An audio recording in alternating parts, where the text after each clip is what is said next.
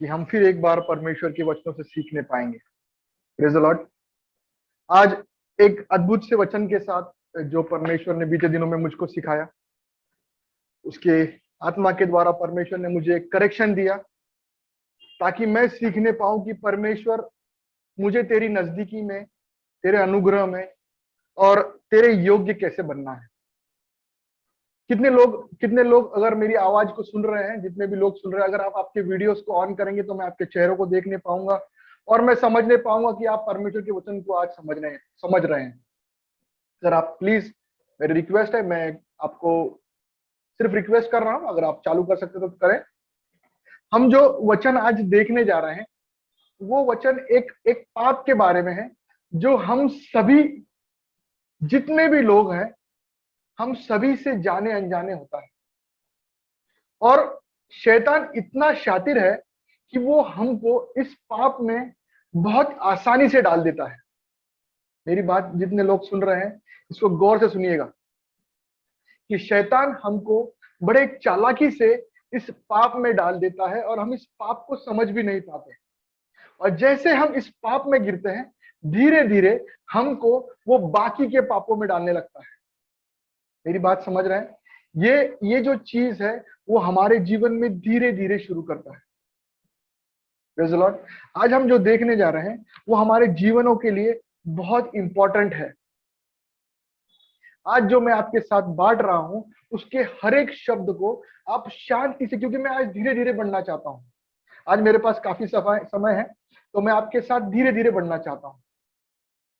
परमेश्वर हमको आज सिखाने जा रहे हैं उनके वचनों के द्वारा कि हमारे जीवन में एक ऐसा पाप जो शैतान धीरे धीरे हमारे जीवन में लाते चलता है और जिसके कारण हम परमेश्वर से दूरी बनाए चलते हैं। और जैसे हम परमेश्वर से थोड़ी दूरी बनाते हैं वो हमारे जीवन में एक और पाप को डालता है। फिर हम थोड़ी और दूरी पे जाते हैं, वो हमारे जीवन में दूसरे पाप को डालता है। ऐसा करते करते वो हमको परमेश्वर से अलग कर देता है और इस पाप में परमेश्वर के भले भले दास पड़ जाते हैं, जो बड़े अभिषिक्त है, जो बड़ी बड़ी बड़ी बड़ी सामर्थ के साथ जो परमेश्वर की सेवा करते हैं, वो भी इस पाप में गिर जाते हैं। शायद आप लोगों ने बहुत बड़े बड़े पाप सुने होंगे जो करने से होते हैं। कुछ करोगे तो वो पाप होगा, लेकिन जिस पाप की मैं बात आज आपके साथ कर रहा हूं या मैं आपके साथ जो बांट रहा हूं, वो पाप ऐसा है कि जब आप कुछ नहीं करोगे, कोई चीज नहीं करोगे तो वो पाप होगा। ऐसे बहुत सी चीजें हैं जो आप नहीं करोगे तो वो पाप होगा, लेकिन ये जो चीज है वो आपके साथ आज सीखने जा रहे हैं। इसको सीखने के लिए हम एक अध्याय को पढ़ेंगे, एक मत्ती उसका 17वां अध्याय 14 से लेकर 21 तक। मत्ती उसका 17वां अध्याय 14 से लेकर 21 तक। The book of Matthew chapter 17 verse 14 to 21। अगर आपके पास पेन पेपर है तो आप लिख के रखिए। Matthew chapter 17 verse 14 to 21। भाई कैलेब हमारे लिए पढ़ेंगे। जब वे भीड़ के पास पहुंचे हाँ। तो एक मनुष्य उसके पास आया और घुटने टेक कर कहने लगा, हाँ। हे प्रभु, मेरे पुत्र पर दया कर, क्योंकि उसको मिर्गी आती है और वो बहुत दुख उठाता है। उसको मिर्गी आती है और वो दुख उठाता है। हाँ। और बार बार आग में और बार बार पानी में गिर पड़ता है। हाँ। मैं उसको तेरे चेलों के पास लाया था। हाँ। पर वे उसे अच्छा नहीं कर सके। वह उससे अच्छा नहीं कर सके। भाई यहाँ रुकेंगे। ये जो वृत्तांत है ये जब का है, जब यीशु मसीह अपने चेले पतरस, यूहन्ना, पीटर, जेम्स और जॉन के साथ, याकूब के साथ जब उस पहाड़ पे, ऊंचे पहाड़ पर गए और वहां पे यीशु का रूपांतरण हुआ और पतरस, याकूब और यूहन्ना, इन तीनों ने यीशु को रूपांतरित होते हुए देखा और वहां पे उन लोगों ने यीशु के मसीह के साथ मूसा और एलिया को देखा। मेरे प्रियो, ये जो रूपांतरण देखने के बाद जब दूसरे दिन यीशु मसीह के साथ ये तीनों चेले उतर कर नीचे आए, तब उधर बहुत सी भीड़ इकट्ठा थी और उस भीड़ ने यीशु मसीह के पास जब वो आए, इस वृत्तांत को हम जब देखते हैं तो ये तीनों शुभ वर्तमानों में हमको दिखता है। ये मत्ती में दिखता है हमको 17वें अध्याय में, ये मरकुस में हमको दिखता है 9वें अध्याय में, ये हमको लूका में दिखता है 9वें अध्याय में। ये जो तीनों चीजें हम तीनों वृत्तांत, ये तीनों जो शुभ वर्तमानों में हम एक ही वृत्तांत को देखते हैं। इस वृत्तांत को जब हम पढ़ते हैं, तीनों में हमको अलग अलग डिटेल्स देखने को मिलती है ना। जब हम मरकुस के 9वें अध्याय में इसको पढ़ते हैं तो वहां हम देखते हैं कि जो जो शास्त्री लोग थे, वो जो प्रभु के चेले, यीशु मसीह के जो चेले थे, उनके साथ वो बातें कर रहे थे और उनको प्रश्न कर रहे थे। और वो जब उतर के, जब यीशु मसीह उस तीनों चेलों के साथ नीचे आया, मैं आपको धीरे धीरे बता रहा हूं ताकि आपको इस कहानी के स्वरूप में समझ में आए। यीशु मसीह पहाड़ से उतर रहे हैं 3 चेलों के साथ, पतरस, याकूब और यूहन्ना के साथ, और नीचे बाकी के 9 चेले हैं। और ये 9 चेले एक बच्चा है जिसको दुष्ट आत्मा से जो ग्रसित है, उसके अंदर से दुष्ट आत्मा निकालने की कोशिश कर रहे हैं। और जब वो निकालने की कोशिश कर रहे हैं, यीशु मसीह जो उसकी सारी महिमा में पूरा रूपांतरित हो चुका था, उसको जब तीनों ने देखा, एक ऊंचे पहाड़ से जब उसकी महिमा में जब वो उन तीनों ने देखा, वो तीनों जब उतर के नीचे आए, तब यीशु मसीह क्या देख रहा है कि उसके चेले जो उसके साथ उठते बैठते, जिन्होंने उस पर विश्वास किया, वो एक छोटे बच्चे में से जो दुष्ट आत्मा से ग्रसित है, उसमें से वो दुष्ट आत्मा को निकाल नहीं पा रहे हैं। Praise the Lord. अभी 17वां वचन पढ़ेंगे भाई उसका। यीशु ने उत्तर दिया, हे अविश्वासी और हठीले लोगों, अविश्वासी और हठीले लोगों, मैं कब तक तुम्हारे साथ रहूंगा। अब इस वचन को जब मैं पढ़ रहा था, तब इस वचन ने मेरे दिमाग को, मेरे दिल को पूरा झंझोड़ के रख दिया। यीशु मसीह डांट रहा है, मेरा मसीह जो प्यार है, जिसको हम बोलते हैं गॉड इज लव, वो डांट रहा है। और क्या बोल रहा है? हे अविश्वासी और हठीले लोगों, मैं कब तक तुम्हारे साथ रहूंगा। आज यीशु मसीह आपसे और मुझसे यही प्रश्न कर रहा है, हे अविश्वासी और हठीले लोगों, मैं कब तक तुम्हारे साथ रहूंगा। आगे का वचन पढ़ेंगे आप भाई। कब तक तुम्हारी सहूंगा, कब तक तुम्हारी सहूंगा, उसे यहाँ मेरे पास लाओ, उसे यहाँ मेरे पास लाओ। अब इस जो लाइन है उस पर मैं रुक गया। उसे यहाँ मेरे पास लाओ, किससे कह रहे हैं यीशु मसीह? उस बच्चे के पिता से कह रहे हैं, और उन लोगों से कह रहे हैं कि जो बच्चा दुष्ट आत्मा ग्रसित है, उसको यहाँ मेरे पास लाओ। ऐसा ही पिछले हफ्ते जब हमने वचन सुना, तो हम देखे कि जो अंधा भिखारी था, उसको भी यीशु मसीह ने बोला, उसे यहाँ मेरे पास लाओ। मेरी बात कितने लोगों तक पहुंच रही है? हमें और आपके लिए ये बहुत इंपॉर्टेंट काम है। जो लोग यीशु मसीह के पास खुद नहीं जा पाते, ये हमारे लिए है। उसे मेरे पास, कहा? यहाँ मेरे पास लाओ। जहां यीशु की उपस्थिति है, वहां हमको उन लोगों को ले जाना है जो यीशु मसीह के पास नहीं जा सकते। और जो लोग यीशु मसीह के पास स्वयं जा सकते हैं, उनके लिए यीशु मसीह कहता है, ये बोझ से दबे हुए लोगों, आप मेरे पास आओ, मैं तुम्हें विश्राम दूंगा। मेरी बात कितने लोगों तक आज जा रही है? मैं आपके साथ आज एक उस पाप के बारे में डिस्कस करने जा रहा हूं, जो पाप हम जाने अनजाने कभी ना कभी कर बैठते हैं। और जब हम उस पाप में बढ़ते हैं, तो हमारे जीवन में बैकस्लाइड होते जाते हैं, और हम परमेश्वर से दूर होते जाते हैं। हमको पता भी नहीं चलता कि हम परमेश्वर से दूर हो गए हैं। हम सोचते हैं हम विश्वास करते हैं। Praise the Lord. मेरी बातों को गौर से सुनिएगा। परमेश्वर ने इन वचनों के द्वारा मुझे फटकार लगाई, और मैं ये वचन आपके साथ जब आज बांट रहा हूं, तो इसे आप समझिए कि परमेश्वर आपके साथ भी आज फटकार के साथ बात कर रहा है। Praise the Lord. आगे पढ़ेंगे अब कैलेब भाई। तब यीशु ने दुष्ट आत्मा को डांटा, और वह उसमें से निकल गई। आगे पढ़ेंगे। और लड़का उसी घड़ी अच्छा हो गया। आगे पढ़ते चलिए कैलेब भाई। तब चेलों ने एकांत में यीशु के पास आकर कहा, हम उसे क्यों नहीं निकाल सके। आप लोगों ने इसके ऊपर बहुत सारा प्रचार सुना होगा, और आगे और आज जो परमेश्वर ने मुझे सिखाया, मैं आपके साथ आज बांटने जा रहा हूँ कि हम उसे क्यों नहीं निकाल सके। उसने उनसे कहा अपने विश्वास की घटी के कारण। किसके कारण? अपने विश्वास के घटी के कारण। किसके कारण? अपने, अब आप सब लोग अपने पीछे, मेरे पीछे दोहराइए, अपने विश्वास के घटी के कारण। जब जब पतरस उस नाव से उतरकर पानी पर चलने की कोशिश कर रहा था और वो डूब रहा था, परमेश्वर ने बोला तेरे तेरे छोटे विश्वास के, योर लिटिल फेथ, है ना। जब जब वो नाव डूब रही थी और जब जब तूफान आ रहा था, तब यीशु मसीह ने उसके चेलों को डांटा कि तुम्हारे विश्वास कम होने के कारण। यीशु मसीह बार बार उनके चेलों को फटकार रहे हैं, और आज यीशु मसीह फिर हमको फटकार रहे हैं। किस कारण से?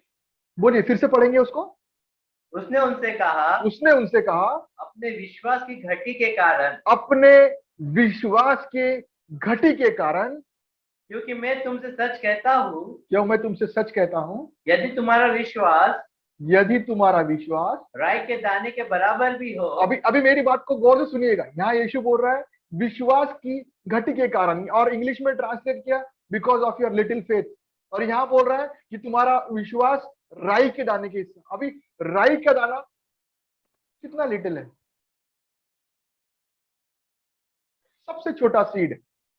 नितिन भैया ने पिछले हफ्ते में बहुत अच्छे से एक्सप्लेन किया था कि राई का दाना मीन्स कौन सा? बढ़ता हुआ विश्वास। वो एक सीड है, वो एक, उधर लिखा है राई का दाना, है ना। वो एक बीज है। जब वो गिरेगा मट्टी में, और जब वो उसको फेवरेबल जगह मिलेगी तो वो उगेगा और वो एक बड़ा पेड़ होगा।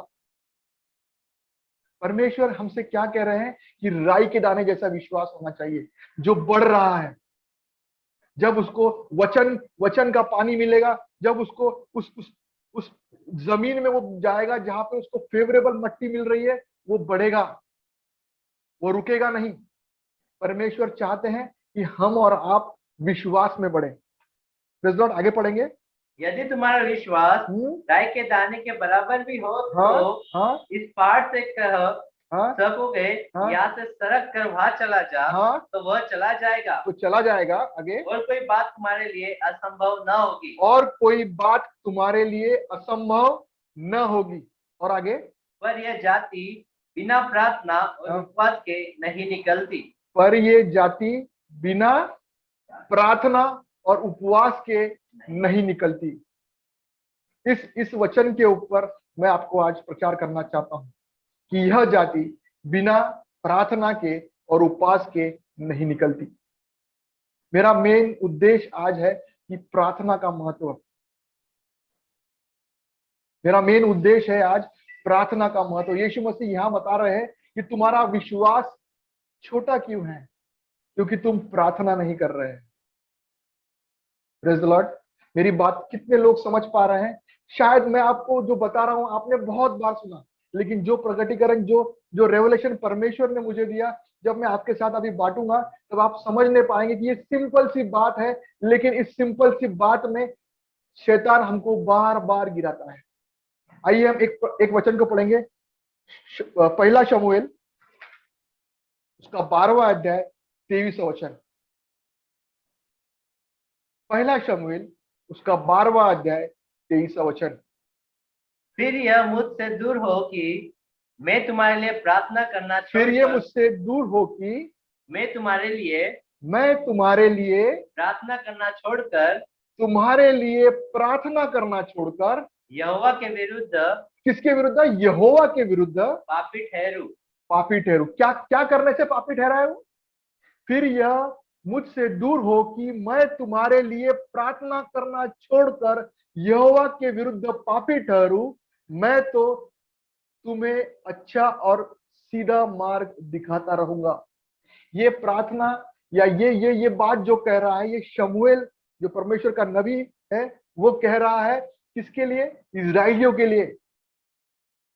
ये कब कह रहा है? मैं आपके सामने जब बताता हूं इस कहानी के स्वरूप में, कि जब भाई कैलेब ने इस वचन को जब मेरे पहले जब शेयर किया, तो उन्होंने बताया कि जो शमूएल था तो नबी था, और उस नबी के जब वो ओल्ड एज में, जब वो उसकी वृद्धावस्था में आया, तो इजरायलियों ने बोला कि हमको राजा चाहिए। और जब शमूएल ने राजा का अभिषेक किया, और उसके बाद जब इजरायलियों पे कुछ परेशानियां आने लगी, तो वो समझ गए कि ये परमेश्वर के खिलाफ उन्होंने जो चीज मांग के लिया, उसके कारण उन पर ताड़ना आ रही है, उन पर तकलीफ आ रही है। तब उन्होंने कहा शमूएल से कि तू हमारे लिए प्रार्थना कर, तू हमारे लिए मध्यस्थी कर, है ना। तब वो 23 वचन में कह रहा है कि फिर मैं फिर यह मुझसे दूर हो कि मैं तुम्हारे लिए प्रार्थना करना छोड़कर यहोवा के विरुद्ध पापी न ठहरूं। हम जब प्रार्थना करना बंद करते हैं तब हम पाप करते हैं। मेरी बात कितने लोगों तक पहुंच रही है? जब हम प्रार्थना करना बंद करते हैं या कम करते हैं तो हम पाप करते हैं। प्रेयरलेसनेस इज अ सिन। जब हम प्रार्थना करना बंद करते हैं या प्रार्थना करना कम करते हैं तो ये पाप है। मेरी बात गौर से सुनिए। हम बड़े बड़े पापों की ओर ध्यान देते हैं कि ये हमको शरीर की अभिलाषा नहीं करना, हमको गाली नहीं कर देना है, हमको व्यभिचार नहीं करना है, हमको बुरी अभिलाषाएं नहीं रखना है, हमको किसी के बारे में गलत नहीं बोलना है, हमको गलत नहीं सोचना है, हमको झगड़ा नहीं करना है, हमको व्यभिचार नहीं करना है, हमको व्यसन नहीं करना है। हम बहुत सारे बड़े बड़े चीजों के बारे में हम सोचते हैं और हम उनसे दूर रहते हैं। लेकिन शैतान हमको बहुत चालाकी से इस पाप में डाल देता है, और वो पाप है प्रार्थना न कर पाना। यहाँ पहला शमूएल उसका 12वां अध्याय 23वें वचन में परमेश्वर का अभिषिक्त दास शमूएल बता रहा है कि मैं तुम्हारे लिए प्रार्थना करना छोड़कर यहोवा के विरुद्ध पापी ठहरूं। किसके विरुद्ध?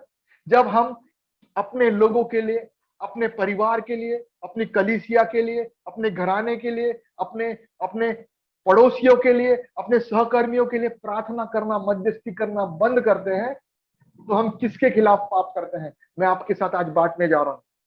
सबसे पहला पाप हम किसके खिलाफ करते हैं? तो वो यहोवा के खिलाफ करते हैं। हम परमेश्वर के खिलाफ पाप करते हैं। लेकिन शमूएल बोलता है कि परमेश्वर करेगा तुम्हारा न्याय, लेकिन मैं तुम्हारे लिए प्रार्थना करना नहीं छोड़ूंगा। मैं तुम्हारे लिए प्रार्थना करना नहीं छोड़ूंगा। यीशु मसीह के पास जब उस छोटे बच्चे को लेकर आए, और उस दुष्ट आत्माग्रस्त बच्चे के जीवन में हम देखते हैं कि जब वो उसका बाप गिड़गिड़ा कर, घुटने पर आकर यीशु मसीह से गिड़गिड़ा रहा है कि प्रभु, मेरा बेटा बहुत तकलीफ में है, बहुत परेशानी में है, वो दुष्ट आत्मा से ग्रसित है।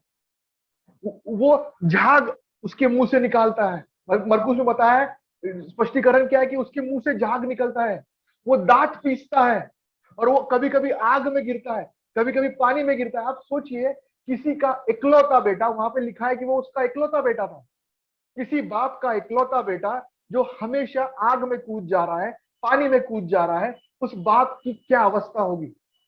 वो मेरे हिसाब से तो वो कहीं से जला होगा, वो बहुत बार डूबते डूबते बचा होगा। हमेशा उसके बाप को उसके लिए अलर्ट रहना पड़ता होगा, हमेशा उसके तरफ ध्यान देता होगा। और वो बाप तिलमिला के, गिड़गिड़ा के जब उसके बेटे को प्रभु के पास ले आया, और प्रभु जब उसको नहीं मिले, प्रभु जब स्वर्ग में थे, स्वर्ग से उतरकर जब उस महिमा में जब मूसा और इलिया उनके पास आए, तब यीशु मसीह का जब रूपांतरण उस पहाड़ पर हुआ, और उसके बाद जब यीशु मसीह नीचे आए, 1 दिन तक शायद उसने वेट किया होगा। और जैसा वेट करके वो जब यीशु मसीह उसके पास आए, उतर कर नीचे आए, तो ये दौड़ता हुआ आया और घुटनों पर गया। उसने किसी से पूछा नहीं कि मैं यीशु मसीह के पास जाऊं या नहीं जाऊं, वो सीधा यीशु मसीह के पास गया। उसने सबसे उत्तम चीज किया, उसने पहले कोशिश किया यीशु मसीह के चेलों के पास जाकर, लेकिन वो नहीं कर पाए। यीशु मसीह ने उसके चेलों को डांटा, यीशु मसीह ने वहां पे खड़े हुए लोगों को डांटा, क्योंकि वहां पे शास्त्री लोग भी थे जो यीशु के चेलों से प्रश्न कर रहे थे। आज हमारे लिए भी और आपके लिए भी यही प्रश्न है। जब हम यीशु मसीह के चेले हैं और कोई हमसे कहता है कि हमारे लिए प्रार्थना कीजिए, हमारे जीवन में ये परेशानी है, हमारे जीवन में वो परेशानी है, और जब हम प्रार्थना करते हैं और उसके जीवन में कोई भली बात होती है, उसकी प्रार्थना का उत्तर मिलता है, तो वो परमेश्वर को धन्यवाद देता है। लेकिन जब उसकी प्रार्थना का उत्तर नहीं मिलता तो वो हमसे प्रश्न करता है, क्या हुआ भैया, मेरी प्रार्थना का उत्तर तो नहीं आ रहा है, क्या हुआ भैया, मेरी प्रार्थना का उत्तर तो नहीं आ रहा है। हमारे जीवन में भी लोग प्रश्न करेंगे। चेलों की गलती क्या हुई मैं आपसे बताता हूं। चेलों ने यीशु मसीह पर भरोसा नहीं किया। मैं आपको बताना चाहता हूं, मत्ती के 10वें अध्याय में यीशु मसीह ने चेलों को दो दो करके भेजा कि जाओ सुसमाचार का प्रचार करो और लोगों को चंगा करो, लोगों से दुष्ट आत्माओं को निकालो। और वो करे भी, उन्होंने ऐसा किया भी, और वो यशस्वी भी हो, वो विक्ट्री पाकर वापस भी आए और गवाही देते हुए आए, यीशु मसीह तेरे नाम से हमने ये किया भी। लेकिन ऐसा क्या हुआ कि जब हम मत्ती के 17वें अध्याय में आते हैं तो यही लोग, यही चेले उस दुष्ट आत्माग्रस्त बालक के अंदर से उस दुष्ट आत्मा को नहीं निकाल पा रहे हैं, क्योंकि उनका भरोसा कम होता चला गया, उनका भरोसा खुद पर आते चला गया। अरे हमने तो निकाला था ना पिछली बार, इस बार भी निकाल देंगे, क्या बड़ी बात है। दासों के जीवन में यही परेशानी है। हम जो परमेश्वर के सेवक है, दास है, हम विश्वासी है, हमारे जीवन में भी यही परेशानी है। हम परमेश्वर को स्थान नहीं देते। जैसे हमारे जीवन से परमेश्वर कार्य करना शुरू करता है, हमारे जीवन में वो घमंड की आत्मा, वो खुद पर डिपेंडेंसी, हमको हमेशा परमेश्वर पर डिपेंडेंसी होनी चाहिए। We should always depend on God. हर एक समय, हर एक कदम हमको परमेश्वर यहोवा पर भरोसा रखना है और केवल उस पर डिपेंड रहना है। आपके जीवन में क्या परेशानी है मैं नहीं जानता, लेकिन आपको आज परमेश्वर का वचन बता रहा है कि जो भी परेशानी है, यीशु मसीह बोलता है मेरे पास लेकर आओ। यीशु मसीह क्या बोलता है? मेरे पास लेकर आओ। शायद आपने कोशिश कर लिया, शायद आप दासों के पास चले गए, शायद आपने दासों के पास प्रार्थना करवा लिया, लेकिन वो प्रार्थना की जो परेशानी है वो सॉल्व नहीं हो पा रही है। परमेश्वर का वचन आपसे आज बोल रहा है, यीशु मसीह का आत्मा, पवित्र आत्मा आपसे आज बात कर रहा है और यीशु मसीह बोलता है bring him here to me. आपके पति के अंदर कोई परेशानी है, आपके बेटे में कोई परेशानी है, आपके पत्नी में कोई परेशानी है, आपके घर में किसी को भी कोई परेशानी है, जिस किसी के जीवन में आप चाहते हैं कि परमेश्वर कार्य करे, यीशु मसीह आज आपसे कह रहे हैं bring him here to me. उसे यहां मेरे पास ले आओ, जहां परमेश्वर की उपस्थिति है, जहां परमेश्वर का वचन है, जहां परमेश्वर की संगति है, जहां परमेश्वर की प्रार्थना का सहवास है, वहां उसे लेकर आओ। हम लोग जब यहाँ इकट्ठा होते हैं, हम कोई पागल लोग नहीं है इकट्ठा होते हैं, हम यहाँ परमेश्वर की उपस्थिति में इकट्ठा होते हैं। और जितने लोग यहाँ इकट्ठा होते हैं वो चंगाई पाते हैं, वो छुटकारा पाते हैं, वो डिलीवरेंस को पाते हैं। हम जो प्रचार करते हैं, जो लीडर्स हैं, जो परमेश्वर के दास हैं, जो पास्टर्स हैं, जो रेवरेंड्स हैं, उन पर तो बहुत बड़ी जिम्मेदारी है। अगर वो प्रार्थना में नहीं है तो वो लोगों को कैसे उस प्रार्थना के लेवल तक लाएंगे। परमेश्वर ने मुझे सिखाया, बेटा तू लोगों को प्रार्थना करना सिखाता है, तेरा प्रार्थना का लेवल तूने बढ़ाया क्या? तू जब ऊपर के लेवल पे रहेगा तभी तू लोगों को खींच पाएगा। नीचे का आदमी ऊपर लोगों को खींच नहीं पाता है। जो आदमी ऊपर होता है वही नीचे के आदमी को ऊपर खींच पाता है। मेरी बात कितने लोग सीख पा रहे हैं, समझ पा रहे हैं? परमेश्वर का आत्मा हमको आज सिखा रहा है कि प्रार्थना न करना यह पाप है। पहला शमूएल उसका 12वां अध्याय 23 वचन। हम कितने बिजी हो गए आज कि हम परमेश्वर से मिलना, परमेश्वर से बात करना, परमेश्वर से प्रार्थना करना, परमेश्वर के सम्मुख आकर अपने परिवार के लिए मध्यस्थी करना छोड़ दिए हैं। समय नहीं है हमारे पास। हम बोलते हैं हम बहुत बिजी हैं। कितने बिजी हैं आप? आपके आत्मा से ज्यादा बिजी है, आपके परिवार के व्यक्ति के जीवन से ज्यादा बिजी है, आपके घराने के सैल्वेशन से, उनके उद्धार से ज्यादा बिजी है आप? अगर आप किसी परिवार में एल्डर हैं, बड़े हैं, अगुवे हैं, आपके परिवार में छोटे बच्चे हैं, बुजुर्ग हैं, आपके ऊपर जिम्मेदारी है प्रार्थना करने की। अगर आप माँ हैं तो आप पर ज्यादा जिम्मेदारी है अपने बच्चों के लिए प्रार्थना करने की। परमेश्वर हम सभी से आज बात कर रहा है और बता रहा है कि बेटे और बेटी इस पाप से दूर हो जा। कौन सा पाप? शमूएल हमको बता रहा है, शमूएल नबी हमसे बता रहे हैं उनके वचन में कि तुम्हारे लिए प्रार्थना करना छोड़कर यहोवा के विरुद्ध पापी ठहरो। ऐसा वो नहीं चाहते। जब हम प्रार्थना करना छोड़ते हैं तो हम यहोवा के खिलाफ हम पाप करते हैं। जब हम प्रार्थना करना छोड़ते हैं तो हम लोगों के विरुद्ध पाप करते हैं। जब हम प्रार्थना करना छोड़ते हैं तो हम स्वयं के खुद के खिलाफ पाप करते हैं। हम 3 व्यक्तियों के खिलाफ पाप करते हैं जब हम प्रार्थना करना छोड़ते हैं, और शैतान को ये चीज बहुत अच्छे से मालूम है। इसीलिए लोग इस लॉकडाउन के पीरियड में भी बिजी हैं, इतने बिजी हैं कि वो प्रार्थना नहीं कर पा रहे। हम 8 घंटे मोबाइल पर बैठ सकते हैं, लेकिन हम 10 मिनट, 15 मिनट, 20 मिनट, 25 मिनट, 1 घंटा प्रार्थना में नहीं बैठ सकते। ये करेक्शन परमेश्वर ने मुझे भी दिया है मेरे प्रियो, और मैं परमेश्वर को धन्यवाद देता हूं कि परमेश्वर ने मुझे फटकार लगाकर सिखाया है कि नीलेश, तू मोबाइल लेकर वचन नहीं पढ़ता है, कोई प्रॉब्लम नहीं, लेकिन तू क्या मुझसे संगति करता है? क्या तू प्रार्थना में मेरे साथ जैसा तू चाहता है कि तेरे जीवन से परेशानियों को, तेरे परिवार से परेशानियों को मैं हटाऊं, क्या तू उस भूख से, क्या तू उस प्यास से, जब तू परमेश्वर के नाम से वचन सुनाता है, क्या तू उस भूख से, क्या तू उस प्यास से मेरे साथ संगति करता है?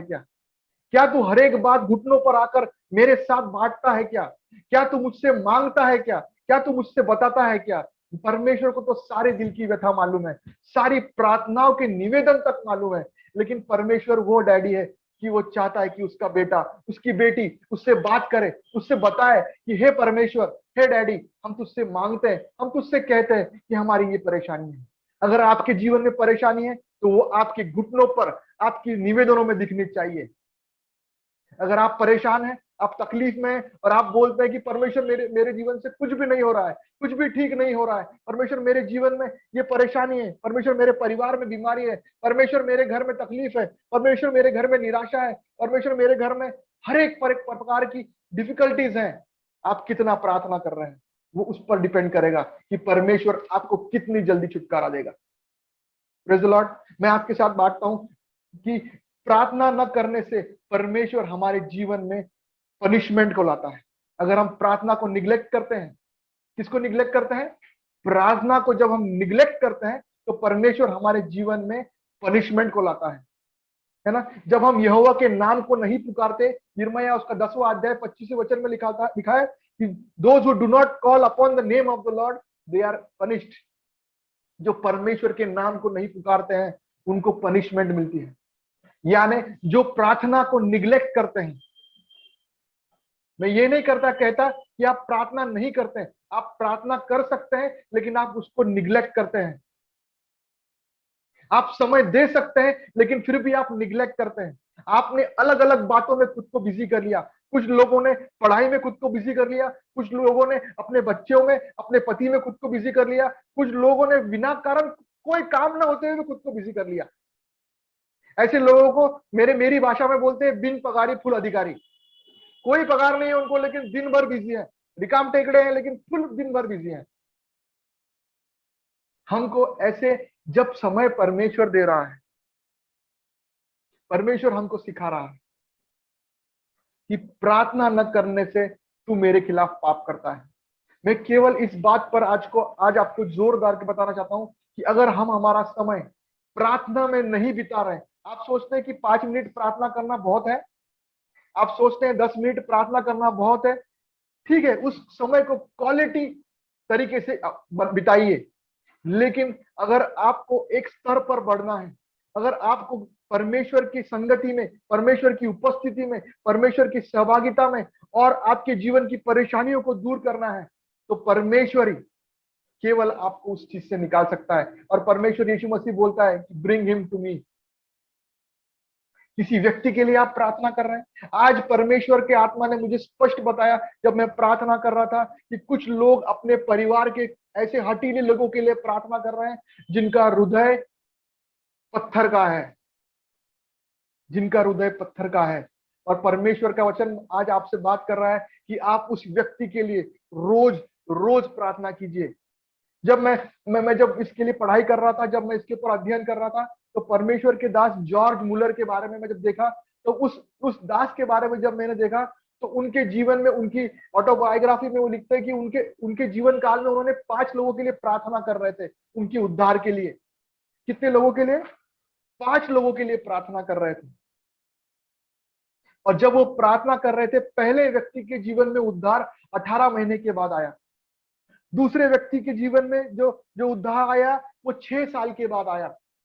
तीसरे व्यक्ति के जीवन में उद्धार आया वो आया 12 साल के बाद। और कुछ चौथे और पांचवें व्यक्ति के जीवन में जब उद्धार आया, जब जॉर्ज मुलर मर चुके थे 52 साल के बाद। मेरे प्रियो, इस दास ने उसके जीवन के हर एक दिन, हर एक परिस्थिति में, वो कैसे भी तकलीफ में हो, कैसे भी दर्द में हो, इन 5 लोगों के लिए प्रार्थना करना नहीं छोड़ा।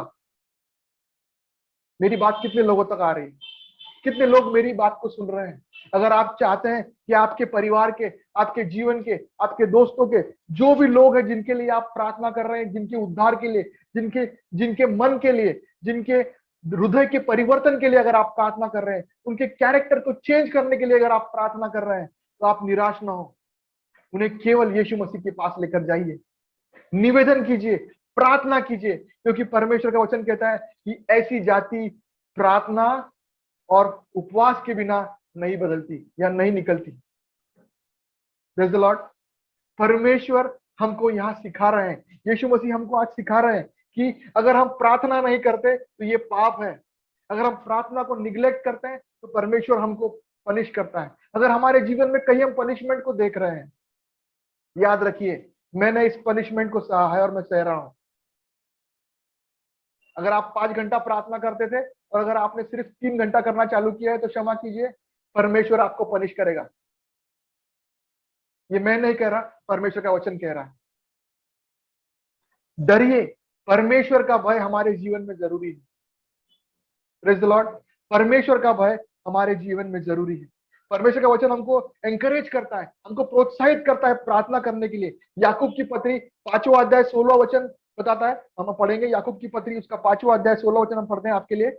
इसलिए तुम आपस में एक दूसरे के सामने अपने अपने पापों को मान लो, अपने अपने पापों को मान लो, और एक दूसरे के लिए प्रार्थना करो, और एक दूसरे के लिए प्रार्थना करो, जिससे चंगे हो जाओ, जिससे चंगे हो जाए। अगर आप चंगाई को चाहते हैं तो आप एक दूसरे के लिए प्रार्थना करें।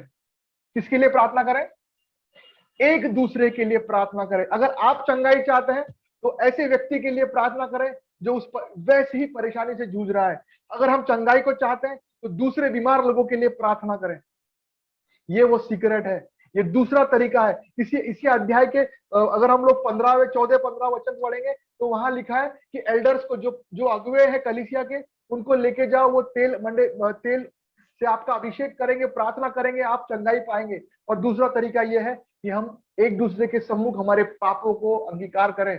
परमेश्वर से तो करना ही करना है, लेकिन अगर हमने हमारे परिवार के साथ, हमारे दोस्तों के साथ, हमारे प्रियजनों के साथ कुछ गलत किया है, तो हम हमारे पापों को अंगीकार करें कि मैंने आपके साथ गलत किया है, मैंने आपके साथ गलत व्यवहार किया है, मैंने आपके खिलाफ गलत बात किया है। और साथ में बैठकर जब हम प्रार्थना करेंगे तो परमेश्वर, एक दूसरे के लिए जब हम प्रार्थना करेंगे तो परमेश्वर हमें चंगाई देगा। जितने लोग चंगाई को चाहते हैं, ये एक सीक्रेट है चंगाई पाने के लिए। अगर आप चाहते हैं कि आप चंगाई पाएं तो आप क्षमा करना सीखें। और जब आप क्षमा करना सीखें तो आप सबसे पहले अपने खुद से जो आपसे गलतियां हुई है उसका भी अंगीकार करें। आज हम वचन खत्म होने से पहले हम 2 चीजों के लिए पश्चाताप करेंगे। एक तो उस पाप के लिए जो हमसे अनदेखे में होता है, कि हम प्रार्थना, अनदेखे भी नहीं बोल सकते, हम जानबूझ के भी करते हैं कभी कभी, कि हम खुद को इतना बिजी कर लेते हैं कि हम प्रार्थना नहीं करते। परमेश्वर के लिए बहुत खुशी की बात है जब हम प्रार्थना करते हैं। मैं एक वचन को पढ़ रहा था, प्रोवर्ब्स उसका 15वां अध्याय 8वां वचन, नीति वचन उसका 15वां अध्याय 8वां वचन। इंग्लिश में ऐसा लिखा है, prayer of the upright is his delight. Prayer of the upright is his delight. किसकी डिलाइट है? परमेश्वर की। सीधे लोगों की प्रार्थना से हाँ प्रसन्न होता है। सीधे लोगों की प्रार्थना से प्रभु प्रसन्न, यहोवा प्रसन्न होता है। प्रसन्न होता है, मैं बोल रहा हूं प्रसन्न होता है। हम प्रसन्न, प्रार्थना करने के बाद हमको प्रसन्नता होती है, लेकिन यहाँ पे बता रहा है परमेश्वर का वचन कि जब हम प्रार्थना करते हैं सीधे मन से, जब परमेश्वर के सम्मुख जाके जब हम प्रार्थना करते हैं, परमेश्वर यहोवा प्रसन्न होता है। वो उसकी डिलाइट है। इंग्लिश में बहुत अच्छा शब्द यूज हुआ है, डिलाइट।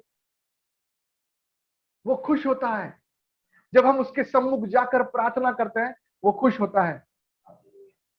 जब दो लोग एक दूसरे से बहुत प्यार करते हैं, जब जब एक नया जोड़ा होता है, जो जो जिनकी शादी तय हो गई या उनकी मंगनी हो गई, जब वो फोन पर एक दूसरे से बात करते हैं तो उनको बहुत अच्छा लगता है। मेरी बात समझ पा रहे हैं? जितने कैलेब भाई मेरे पास बैठे हैं तो वो समझ पा रहे होंगे इस बात को, क्योंकि उनकी नई नई शादी हुई है। कि जब जब जो नवविवाहित जोड़ा होता है या जो जिनकी एंगेजमेंट हुई होती है, जब वो एक दूसरे से बात करते हैं, वो एक दूसरे से प्यार में होते हैं। और वो कैसा बात करते हैं एक दूसरे से, हर एक बात डिसाइड करते हैं, हर एक बात डिस्कस करते हैं। आपने खाना खाया क्या, आप किधर गए थे, आप किधर जाने वाले हैं, हर एक बात का डिस्कशन करते हैं। यह वो पहला वाला प्यार है। यीशु मसीह आपसे और मुझसे वही प्यार की अपेक्षा करता है कि हर एक बात हम प्रार्थना में उससे बांटें, हम उससे बात करते रहें, हम उससे डिस्कस करते रहें। ये छोटी सी बात है मेरे प्रियो, लेकिन ये परमेश्वर के लिए प्रसन्नता का कारण है। ये उसके लिए बहुत इंपॉर्टेंट है कि वो अपने बेटों के साथ, अपने बेटियों के साथ सहभागिता करे। हमको उसके पास जाना है, और जब कोई उसके पास नहीं जा पाता है तो ये हम पर है कि ब्रिंग हिम टू मी। हमको उन लोगों को प्रभु के पास लेकर जाना है। Praise the Lord. जब जब जब हम सोचते हैं कि हम परमेश्वर के लिए काम करते हैं, तो मेरा मेरा एक पहला क्वेश्चन था, और या मैं सोचता था कि मैं परमेश्वर के लिए काम करता हूं, लेकिन परमेश्वर ने आज मुझे सिखाया कि तू मेरे अंदर काम कर। मेरी बात समझ पा रहे? Working for the Lord. मैं सोचता कि I am working for the Lord, मैं परमेश्वर के लिए काम करता हूं। लेकिन परमेश्वर ने बोला कि तू मेरे लिए काम मत कर, मेरे अंदर काम कर। Praise the Lord, praise the Lord. परमेश्वर ने आज मुझे सिखाया work in me, work in the Lord. जब हम परमेश्वर के साथ प्रार्थना में बने रहते हैं, परमेश्वर के साथ रिलेशन, प्रार्थना मीन्स क्या? परमेश्वर के साथ रिलेशनशिप, हर एक समय उससे बात करते रहना, हर एक समय उससे उससे हर एक बात के लिए पूछते रहना। यीशु मसीह ने हमको उसका जीवन दिखाया एक एग्जाम्पल के तौर पर, प्रार्थना के रूप में। यीशु मसीह ने उसके दो चेलों को आखिरी तक सिखाया प्रार्थना करो। जब यीशु मसीह जब उस गेत्सेमनी बाग में आखिरी समय पर रो रो के गिड़क के प्रार्थना कर रहे थे, तभी भी वो बोल रहे थे कि मेरे साथ प्रार्थना में बैठो, तभी भी वो प्रार्थना में बैठ नहीं पाए। मेरी बात कितने लोगों तक जा रही है? यीशु मसीह आखिरी समय तक उनके चेलों को सिखाते रहे कि 1 घंटा तुम मेरे साथ प्रार्थना में बैठ नहीं पाए। यीशु मसीह उनको आखिरी तक सिखा रहे थे, बता रहे थे। जब यीशु मसीह का रूपांतरण हुआ, उसके बाद जब वो जो बाप अपने बेटे को उस यीशु मसीह के पास लेकर आया, तो उसने बोला कि आपके चेले ये नहीं कर पा रहे हैं। यीशु मसीह ने बोला कि उसको मेरे पास लेकर आओ। और यीशु मसीह ने जैसा ही वो बेटा उसके पास आया, उसने उसको डांटा और वो आत्मा उसमें से तुरंत निकल गई। मेरे प्रियो, जब हम यीशु मसीह के पास कोई भी परेशानी को लेकर जाते हैं, आप किस पर भरोसा करते हैं? इंसानों पर भरोसा करते हैं? गलत है। यीशु मसीह बोलता है कि इंसानों पर भरोसा करना ये पाप है। हमको केवल केवल और केवल हमारा भरोसा परमेश्वर पर रखना है, क्योंकि वही हमको छुड़ा सकता है और वही हमको छुड़ाएगा। क्योंकि अगर जब हम प्रार्थना में बढ़ेंगे, हम परमेश्वर की उपस्थिति में बढ़ेंगे, तो हम दूसरे पापों से भी दूर होते चलेंगे। अगर हम प्रार्थना का जीवन नहीं बिता रहे हैं, तो हम दूसरे पापों को न्योता दे रहे हैं। आइए हम इस वचन को देखेंगे, मत्ती उसका 26वां अध्याय 41वां वचन। मत्ती उसका 26वां अध्याय 41वां वचन। जागते रहो, जागते रहो और प्रार्थना करते रहो, और प्रार्थना करते रहो कि तुम परीक्षा में न पड़ो, कि तुम परीक्षा में न पड़ो। आगे, आत्मा तो तैयार है, आत्मा तो तैयार है, परंतु शरीर दुर्बल है। परंतु शरीर दुर्बल है। ये इस वचन को जब आप पढ़ेंगे, मत्ती उसका 26वां अध्याय 41वां वचन, इस वचन को आप ख्याल रखिए कि इसमें शरीर दुर्बल है। शरीर को अगर दुर्बलता, सॉरी, आत्मा, फिर से पढ़ेंगे भाई। शरीर दुर्बल है। जागते रहो, प्रार्थना करते रहो, कि तुम परीक्षा में न पड़ो। आत्मा तो तैयार है, आत्मा तो तैयार है, परंतु शरीर दुर्बल है। परंतु शरीर दुर्बल है। लेकिन ये कब कब होगा? आत्मा तैयार और शरीर दुर्बल कब होगा? जब हम प्रार्थना के साथ उपवास को करेंगे। जब हम उपवास को करेंगे तो शरीर दुर्बल होते जाएगा और आत्मा तैयार होते जाएगी। मेरी बात कितने लोगों तक पहुंच रही है? जब आप उपवास करेंगे तो शरीर दुर्बल होता जाएगा और आत्मा तैयार होते जाएगी। हमको अगर हम प्रार्थना में नहीं रहेंगे तो हम क्या होगा, हम पर क्या आएगा? फिर से पढ़ेंगे एक बार, बार बार आपसे पढ़वा रहा हूं ताकि आपको समझ में आए कि प्रार्थना, जागते रहो और प्रार्थना करते रहो कि तुम परीक्षा में ना पड़ो। परीक्षा यानी हमारे जीवन में जो परेशानियां होती है, जो पाप की ओर हमको ले जाती है। अगर हम प्रार्थना नहीं करेंगे तो हम परीक्षाओं में पड़ेंगे, और परीक्षाओं में पड़ेंगे मतलब हम पापों में पड़ते चलेंगे। और अगर हमको इन परीक्षाओं में नहीं पड़ना है तो हमको प्रार्थना के साथ उपवास करना है। देखिए, जब मत्ती का 17वां अध्याय जब मैं पढ़ रहा था तो वहां पे हम देखे कि परमेश्वर उनको बता रहा है कि तुम्हारे छोटे विश्वास के कारण तुम इस दुष्टात्मा को नहीं निकाल पाए। किस कारण से? छोटे विश्वास के कारण। आप देखिए कितना लिंक्ड है ये। छोटा विश्वास क्यों है? क्योंकि वो प्रार्थना और उपवास नहीं किए। Praise the Lord. मेरी बात समझिए, वो छोटे विश्वास क्यों है? क्योंकि वो प्रार्थना और उपवास नहीं किए। उन्होंने डिपेंडेंसी परमेश्वर यीशु पर नहीं किया। उन्होंने वही सोच लिया कि अरे पिछली बार भी तो निकाला था दुष्ट आत्मा को, इस बार भी निकाल देंगे। लेकिन जब मत्ती का 18वां अध्याय जब हम देखते हैं तब हम वहां एक अच्छी चीज को सीखते हैं। आइए हम देखेंगे मत्ती उसका 18वां अध्याय 19वां वचन। फिर मैं तुमसे कहता हूँ यदि तुम में से 2 जन पृथ्वी पर, अभी यहाँ पे 2 जन बोले हैं। अब मेरी बात को गौर से सुनिएगा। मत्ती के 17वें अध्याय में वो 9 लोग थे, 9 चेले थे जो मिलकर एक बच्चे में से दुष्ट आत्मा को निकाल रहे थे। कितने कितने लोग थे? 2 से ज्यादा थे। हाँ, आगे पढ़ेंगे, चले भाई। फिर मैं तुमसे कहता हूँ यदि तुम में से 2 जन पृथ्वी पर किसी बात के लिए एक मन होकर उसे मांगे तो वह मेरे पिता की ओर से जो स्वर्ग में है उनके लिए हो जाएगी। 2 लोग बोला है, यहाँ तो 9 लोग थे। यानी मेरा बोलने का मतलब ये है कि जो ये 9 लोग थे, इनका एक मन नहीं था कि वो उस बच्चे में से दुष्ट आत्मा को निकालें। यीशु मसीह ने उसके वचन में यहां स्पष्ट कर दिया कि वो क्यों नहीं निकाल पाए, क्योंकि वो एक मन से प्रार्थना नहीं कर पा रहे थे, जिस कारण से वो जो कार्य वो पहले कर चुके थे। मत्ती उसके 10वें अध्याय में जब यीशु मसीह ने उसके चेलों को 2-2 करके भेजा कि तुम प्रचार करो और तुम दुष्टात्माओं को निकालो, तुम लोगों को चंगाई दो, वो सब कर चुके थे। लेकिन जब वो 9 हुए तो वो नहीं कर पा रहे थे। वो एक जब 2-2 करके भेजा तब हुआ, लेकिन जब 9 हुए तब नहीं कर पा रहे थे। एक मन होकर ये नहीं कर पा रहे थे। मेरे प्रियो, मेरी बात को गौर से सुनिए। आज हम यहाँ पे लगभग 39 लोग हैं, 39 ज्वाइन किए हैं डिवाइसेस। जितने भी लोग मेरी आवाज को सुन रहे हैं, अगर आप चाहते हैं आपके जीवन में परमेश्वर असंभव कामों को संभव करे, तो आपको आपके जो राई के दाने का विश्वास है ना, उसको बड़ा करना है। वो कैसे करने पाओगे? परमेश्वर के साथ संगति कर कर, प्रार्थना में बैठकर। जैसा परमेश्वर बता रहे हैं उसके वचनों में कि जैसे वो विधवा स्त्री रोज बरोज उस न्याय के पास जाकर मांगती रहती थी, हमारे जीवन में भी जॉर्ज मुलर ने 52 साल प्रार्थना किया। कितने साल?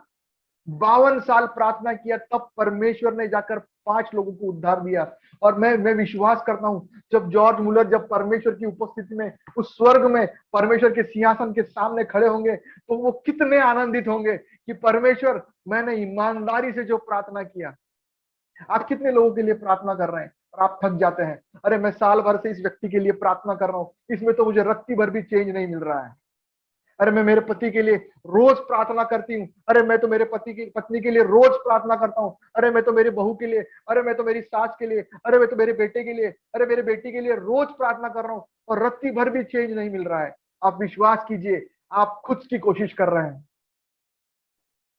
आप क्या बोल रहे हैं? मैं रोज प्रार्थना कर रहा हूं, परमेश्वर कुछ नहीं कर रहा है। कभी ऐसा ना बोलिए। परमेश्वर मैं रोज तेरे सम्मुख लेकर आऊंगा। परमेश्वर जैसा तूने कहा है कि मेरे पास लेकर आया, मैं रोज तेरे सम्मुख लेकर आऊंगा। तेरे इच्छा अनुसार परमेश्वर तू जरूर करेगा। जैसे ही उन लोगों ने यीशु मसीह की आज्ञा का पालन किया और उस बच्चे को यीशु मसीह के पास लेकर गए। जैसे उन लोगों ने, उन चेलों ने बारतिमाई को यीशु मसीह के पास लेकर गए, उसके विश्वास के द्वारा परमेश्वर ने चंगाई दिया। मरकुस उसका 9वां अध्याय अगर जब पढ़ेंगे, उसका 24वां वचन मैं आपके सामने पढ़ना चाहता हूँ। मरकुस उसका 9वां अध्याय 24वां वचन। बालक के पिता ने तुरंत गिड़गिड़ा कर कहा, हे प्रभु मैं विश्वास करता हूँ। भाई 22, 23, 24 पढ़ेंगे। उसने इसे नष्ट करने के लिए कभी आग में और कभी पानी में गिराया, परंतु यदि तू कुछ कर सके तो हम पर तरस खाकर हम पर उपकार कर। यीशु ने उससे कहा, यदि तू कर सकता है, ये क्या बात है? यदि तू कर सकता है, ये क्या बात है? विश्वास करने वाले के लिए सब कुछ हो सकता है। विश्वास करने वाले के लिए सब कुछ हो सकता है। विश्वास आप कब करेंगे? जब आप जानने पाएंगे उस व्यक्ति को जिससे आप मांग रहे हैं। विश्वास आप कब करने पाएंगे? जब आप रोज बरोज उस व्यक्ति से मांगते रहेंगे और वो आपको मालूम पड़ेगा क्या, ये मैं तो प्रार्थना करता हूँ, पिछली बार भी परमेश्वर ने दिया था, उस बार मैंने उस भाई के लिए मांगा था, परमेश्वर ने दिया था। अरे मैंने उस बार उस माँ के लिए प्रार्थना किया था, उस बहन के लिए प्रार्थना किया था, उस भाई के लिए मध्यस्थी किया था, परमेश्वर ने हर एक प्रार्थना का उत्तर दिया। जब आपके जीवन में गवाहियां बढ़ती चलेगी, आपका विश्वास बढ़ता चलेगा। तब 24वें वचन में परमेश्वर क्या बोलते सुनिए। बालक के पिता ने तुरंत गिड़गिड़ा कर कहा, हे प्रभु मैं विश्वास करता हूँ, मेरे अविश्वास का उपाय कर। अब इस वचन को जब मैं इंग्लिश में पढ़ रहा था, वहां पर बहुत अच्छा लिखा है, I do believe, help my unbelief. यहां पर ये बहुत नम्रता से ये जो बाप है वो परमेश्वर यीशु मसीह के सामने अंगीकार कर रहा है कि वो विश्वास तो करता है, लेकिन प्रभु मुझे मदद कर मेरे अविश्वास के अंदर। कितने लोग आज इस प्रार्थना को यीशु मसीह के साथ करना चाहेंगे, सम्मुख करना चाहेंगे कि हे मेरे प्रभु मेरे अविश्वास का उपाय कर। हम विश्वास तो कर रहे हैं, लेकिन हम क्या विश्वास प्रभु पर कर रहे हैं या विश्वास पर विश्वास कर रहे हैं? मेरी बात कितने लोगों तक समझ में आई? Are we keeping faith on faith और are we keeping faith on Jesus? हम किस चीज पर विश्वास कर रहे हैं, ये भी इंपॉर्टेंट है। प्रार्थना हमें पाप से दूर रखेगी और पाप हमें प्रार्थना से दूर रखेगा। मेरी बात कितने लोग समझ पा रहे हैं? जैसे आदम और हवा ने पाप किया, उन्होंने यीशु मसीह के साथ संगति करना छोड़ दिया, वो छुपने लगे। पाप हमें संगति से दूर करता है। पाप हमें परमेश्वर के सम्मुख जाकर मिलने से, यही चाल सालों से शैतान हमारे सभी के जीवन में करता है। वो हमको बिजी कर रहा है। अगर आप सोच रहे हैं कि आप बहुत बिजी है, आपके पास बहुत काम है और आप प्रार्थना नहीं कर पा रहे, आपसे मैं आज आगाह करना चाहता हूं आपको कि ये शैतान की चाल है। समय निकालें, समय निकालें, समय निकालें प्रार्थना करने के लिए, वचन पढ़ने के लिए, परमेश्वर के साथ संगति करने के लिए। 12 तरीके से हम परमेश्वर के साथ, अगर हम 5-5 मिनट प्रार्थना करें ना, तो हम 1 घंटा प्रार्थना कर सकते हैं। मैंने एक व्हील बनाया है ना, कि पहले हम परमेश्वर की आराधना करेंगे 5 मिनट अगर हम प्रार्थना करेंगे तो हम 1 घंटा प्रार्थना कर सकते हैं। पहले हम 1 घंटा परमेश्वर की आराधना करेंगे, उसे 5 मिनट परमेश्वर की आराधना करेंगे, 5 मिनट हम परमेश्वर के लिए गाना गाएंगे। आराधना करना मतलब परमेश्वर को प्रेज करना, उसकी महिमा करना। और फिर 5 मिनट, अगले 5 मिनट हम गीत गाएंगे। फिर हम आत्मिक युद्ध को लड़ेंगे 5 मिनट। फिर अगले 5 मिनट हम परमेश्वर की और खुद को सरेंडर कर देंगे। अगले 5 मिनट हम परमेश्वर की आत्मा से भरते हुए प्रार्थना करते चलेंगे। जब हम अगले 5 मिनट परमेश्वर की और हमारे सारे पापों का कन्फेशन करेंगे, सारे अंगीकार करेंगे। अगले 5 मिनट हम परमेश्वर के पास उन पापों के लिए क्षमा मांगेंगे। अगले 5 मिनट हम जितने भी वचन आप तक पढ़े, उन सारे वचन जो परमेश्वर हमकी आत्मा हमको याद दिला रही है, उनको याद कर करके हम प्रार्थना करेंगे। अगले 5 मिनट हम परमेश्वर की आवाज सुनने के लिए शांत बैठे रहेंगे। ये सबसे इंपॉर्टेंट समय है जब हम प्रार्थना करते हैं। प्रार्थना करते रहना मतलब केवल बड़बड़ करते रहना नहीं। हमको 5 मिनट शांति से परमेश्वर आपकी आत्मा से क्या बात कर रहा है, परमेश्वर आपसे क्या बात कर रहा है, दर्शनों के द्वारा, वचनों के द्वारा। परमेश्वर आपको वचन याद दिलाएगा, परमेश्वर आपको दर्शन देगा, परमेश्वर आपकी आत्मा से धीमी आवाज से बात करेगा। परमेश्वर शायद आपके जो जो प्रार्थना में बढ़ रहे हैं उनकी ऑडियोबली भी आवाज से बात कर सकता है। और अगले 5 मिनट हम लोगों के लिए मध्यस्थी करें। अगले 5 मिनट हम परमेश्वर की ओर सारे हमारे जो निवेदन पर पर्सनल निवेदन है वो सारे निवेदन परमेश्वर की ओर ले जाएं, और आखिरी के समय में हम केवल परमेश्वर को धन्यवाद देते रहें। ऐसे अगर हम 12 पॉइंट्स के ऊपर 5-5 मिनट अगर प्रार्थना करते रहे तो हम रोज 1 घंटा प्रार्थना कर सकते हैं। लोग इन 5 मिनट को 10-10 मिनट में, 20-20 मिनट में, 25-25 मिनट में, 80-80 मिनट में, जितने मिनट में आप बढ़ा सकते हैं आप बढ़ाइए। और परमेश्वर की ओर नितिन भैया ने हमको बताया था कि अगर आप 2 मिनट प्रार्थना कर रहे हैं तो 2 मिनट पर स्थिर रहिए, उसको 2.5 मिनट कीजिए, 2.5 को 3 कीजिए, 3 को 4 कीजिए, लेकिन 3 से 4, 3 से 2, 2 से 1 ऐसा नीचे नहीं आइए। परमेश्वर चाहता है कि आपका समय प्रार्थना का बढ़ता चले, क्योंकि अगर आप प्रार्थना नहीं कर रहे, पहला शमूएल उसका 12वां अध्याय 23वें वचन के अनुसार ये पाप है, यह पाप है। और अगर आप प्रार्थना को निग्लेक्ट कर रहे हैं, बहुत से लोग प्रार्थना को निग्लेक्ट करते हैं।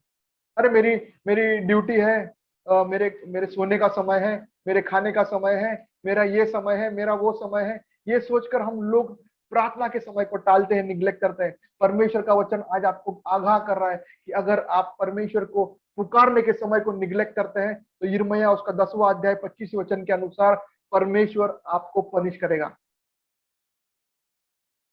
परमेश्वर आपको और मुझे पनिश करेगा।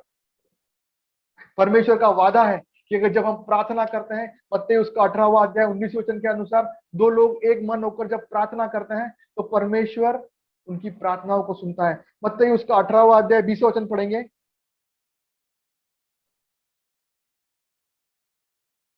क्योंकि जहाँ 2 या 3 मेरे नाम पर इकट्ठा होते हैं, वहां मैं उनके बीच में होता हूँ। वहां मैं उनके बीच में होता हूँ। प्रार्थना करते वक्त आप चाहते हैं कि परमेश्वर आपकी संगति में उपस्थित रहे। परमेश्वर की उपस्थिति जहां है वहां छुटकारा है, वहां डिलीवरेंस है, वहां आनंद है, वहां अनुग्रह है, वहां शांति है, वहां प्रेम है, वहां आपके जीवन की हर एक बातें हैं। Praise the Lord. क्या आप चाहते हैं कि परमेश्वर आपकी संगति में रहे? चेले 9 थे, लेकिन वो फिर भी उस दुष्ट आत्मा को निकाल नहीं पा रहे थे।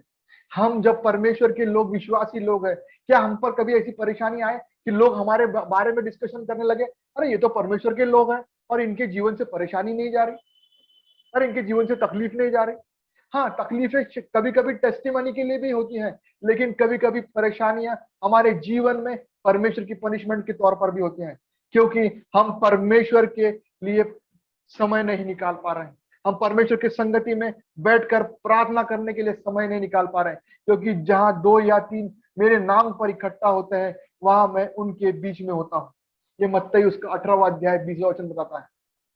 और जब हम देखते हैं कि हम जब इस पाप में गिरते हैं, हम मत्ती उसका 26वां अध्याय 41 वचन के अनुसार हम अलग अलग बातों में फंसते चलते हैं। लूका उसका 22वां अध्याय 40वां वचन हम पढ़ेंगे आपके लिए। लूका उसका 22वां अध्याय 40वां वचन।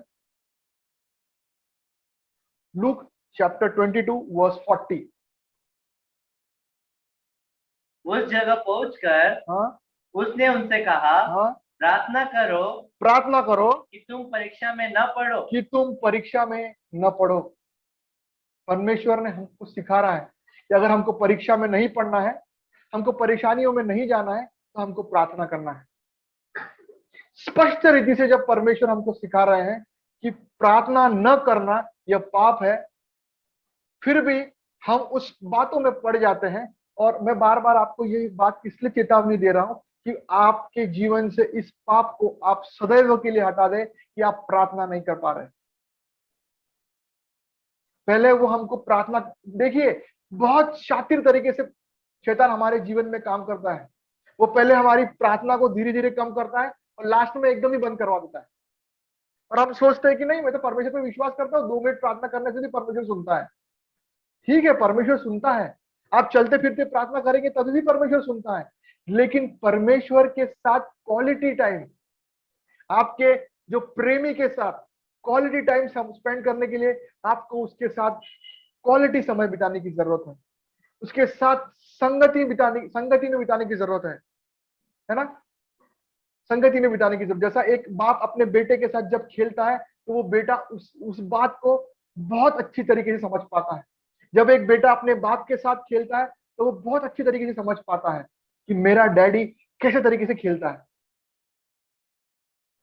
जब हम परमेश्वर के साथ समय बिताएंगे तो हम परमेश्वर के साथ प्रार्थना निवेदन रखेंगे, जब हम परमेश्वर के सम्मुख जाकर गिड़गिड़ाएंगे और जब हमारे प्रार्थनाओं का उत्तर हम पाते चलेंगे, तो हम सीखने पाएंगे कि परमेश्वर किस समय पर किस तरीके से मेरे साथ बिहेव करता है। कभी वो देगा, कभी नहीं देगा, कभी रोकेगा, कभी चाहेगा कि तुम रुक कर पेशेंटली रुको, ताकि सही समय पर वो सही तरीके से वो आपके जीवन में कार्य करे।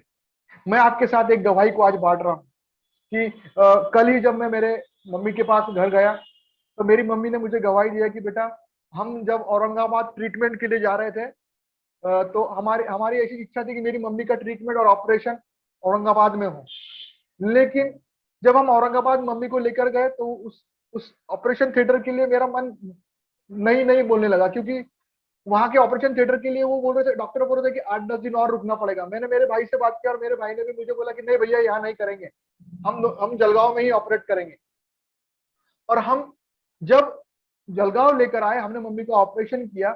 हम परमेश्वर को धन्यवाद देते हैं कि कल ही के दिन वहां के जो हमारे अंकल हैं जिनकी बेटी वहां पे उस हॉस्पिटल में नर्स है, उन्होंने हमको बताया कि उस ओटी के अंदर जब उन्होंने उसको ठीक किया, वापस चालू किया, जितने भी लोगों का ऑपरेशन उस ओटी में हुआ उसमें से 15 लोग मर गए, क्योंकि उस ओटी के अंदर वो सारे डिवाइसेस अफेक्टेड थे, इन्फेक्टेड थे। 15 लोग बिना कोई मतलब बड़ी बीमारी के गुजर गए। मेरे प्रिय लोगों, मैं आपको बताना चाहता हूं कि जब हम प्रार्थना से उस बातों को लेकर चलते हैं तो परमेश्वर अपने लोगों को संभालता है और बचाता है। हम तब समझ नहीं पाए, अरे मम्मी का ऑपरेशन वहां औरंगाबाद में तो अच्छी तरीके से होने वाला था, वहां तो कम पैसे लगने वाले थे, लेकिन परमेश्वर ने क्यों अनुमति नहीं दिया? क्योंकि परमेश्वर चाहता था कि वो अपने बच्चे को, अपनी बेटी को उस जगह से निकाल कर लाए। जब हम कुछ चीजों को नहीं समझ पाते, लेकिन परमेश्वर हमारे जीवन में अद्भुत कार्य को करता है जब हम प्रार्थना में उन चीजों को रखते हैं। शायद परमेश्वर कभी आपको रोकता है कुछ चीजों से करने से, निराश ना होइए। कोई चीज आपको समय पर नहीं मिलती, आप निराश ना होइए। शायद आपके और आपकी पत्नी की बन नहीं पा रही, प्रार्थना में बने रहिए। शायद आपके और आपकी पति की बन नहीं पा रही है, प्रार्थना में रखिए, निराश ना होइए। परमेश्वर से मांगते रहिए। इज़ीकियल की पुस्तक के अनुसार आप मांगते रहिए कि परमेश्वर मेरे पत्नी को, मेरे पति को मांसमय हृदय दे। कौन सा हृदय दे? मांसमय हृदय दे, ताकि वो उसके हृदय बदल जाए और हम वापस से हमारे जीवन में एकत्रित होने पाए। मैं आज प्रार्थना करना चाहूंगा उन सारे परिवारों के लिए जो अपने परिवार के उन लोगों के लिए रो रहे हैं, गिड़गिड़ा रहे हैं, जिनके जीवन में वो चाहते हैं कि उनका हृदय परमेश्वर परिवर्तन करे, उनके जीवन में उद्धार लाए, उनके व्यसन को छुड़ाए, उनकी उनकी गलत आदतों को छुड़ाए, उनके झगड़ों को निपटाए, उनके परिवार में एकत्रीकरण करे। और परमेश्वर हम आज सेवकों से भी आज बात कर रहा है कि और सिखा रहा है कि तू मुझ पर भरोसा कर, ओनली डिपेंड ऑन मी। और प्रार्थना का समय बढ़ाइए और प्रार्थना में बढ़ते जाइए, क्योंकि प्रार्थना न करना या प्रार्थना कम करना ये भी पाप है। प्रेयरलेसनेस इज अ सिन। प्रार्थना न करना ये पाप है। आइए हम दुआ करेंगे।